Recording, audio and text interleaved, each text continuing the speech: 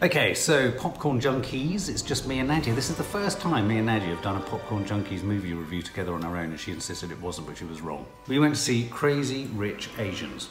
Why? Because it's been a box office smash hit in America, starring Henry Golding and Constance Wu.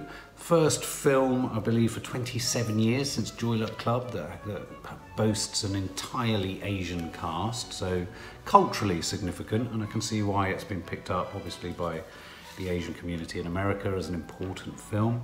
Effectively, it's a sort of retelling of Cinderella set in Singapore amongst crazy rich Asians. It's captured the public imagination. I mean, the reviewers in the UK, various reviewers, The Guardian have described it as Cinderella does Singapore in a riotous, spectacular romance. The Times gives it 4 out of 5.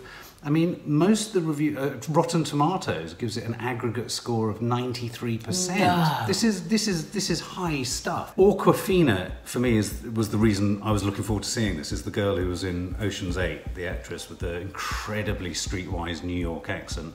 I sold this to the girls on the fact that it was a huge hit and that she was in it. But we hadn't seen any trailers, had we, before we went in? No, we were excited about it though, because we'd seen a lot of the reviews. And like you say, the first fully Asian cast since Joy Luck Club. So great, let's go and see it. That's it. We're really excited. And you mentioned an interest in parallel as we went in. You were saying something along the lines of, I hope this is a bit like that East is East thing, or the My Big Fat Greek Wedding, where you, I was expecting to go in to see, and obviously you do see, but see a real wealth of cultural references. I love that, like with my, my father being Arabic, and we have all those things that just make us howl with laughter. They're very in jokes in it, culturally.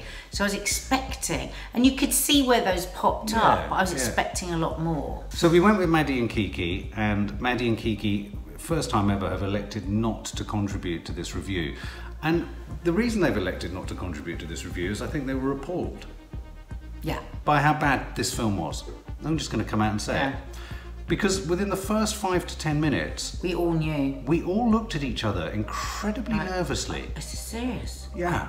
Now, before anyone says anything, this was not about not getting the cultural references. This was not about not relating to the fact that this was looking at a very specific cultural This is to do with the fact that right from the beginning it was the most leaden editing. It was a really sketchy script, and the acting was wooden. I have to confess, that's what it was about. The moment Henry Golding opened his mouth, the floor beneath me almost fell over. I turned and looked at you and went, seriously? I couldn't believe it. It was like watching Spencer Matthews from Made in Chelsea acting badly, because Spencer Matthews, I think, is a better actor. I thought Constance Wu was good, but she had nothing to work with in him. No, and so we had no chemistry at all. No. He was so wooden. So we had this... It's a shame, because he's got all the charisma, he's got great looks, he's got, but it's just, and he's got a nice feel about him, he's got a sweetness about him. It's just, for me, he just couldn't act his way out of the paper bag. No, and I asked the girls, what was the kind of litmus paper moment for you that kind of said to you, this is just not good? And it was that first scene where they were sat on the stools in a sort of diner in New York, and a woman got up, and I get the gag. With modern technology, the Asian community of a certain wealth is so interconnected that within 3 seconds before they'd left, there was a tiny little gag there that even before they'd left the restaurant, everyone in Singapore knew he was there with this woman. Which I didn't find as annoying as the rest of you did. I thought that was quite funny. I thought because they used that terrible device of the texts on screen. I just thought, but what it did was it confused us to what it was we were watching, because it was almost comic-like, wasn't it? It's like, so is this going to be a device all the way through? It was very sort of Nickelodeon almost, wasn't it? Totally Nickelodeon, to the point that at one point I leaned over to Nadia and said, isn't the music like a Disney film? Now, I love Disney music in a Disney film, but I don't expect it in a film like this.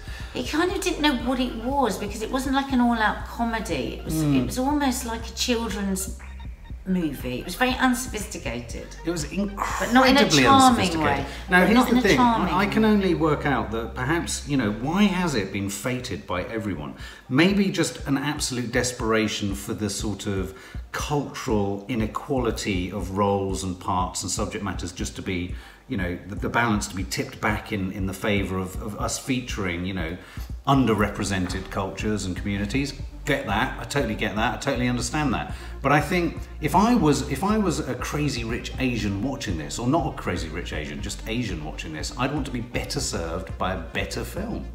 That was my feeling. Script. I mean, I just thought. But I mean, just technically, Martin, you as a director would know. I don't know what you think, but everything seemed to have a beat longer than it needed it, which I felt sorry for the actors, because where they were being funny, and the funniest scene for me was in the second family, the friend's family scene, and they were delivering family, and they were delivering funny lines, and it was but still it was a beat out. Well, I can tell you exactly what was wrong here. I mean, the film runs in at, I think, about 2 hours, and I noticed there were a couple of scenes. There was one scene around the fireplace when the character from Humans, the actress from Humans, sort of confesses to her friend that someone. Say, my God, she's a vision of beauty. Oh, she's exquisite to look at. Cannot act. I thought she had more personality in when Humans she was as a robot. Yeah, absolutely.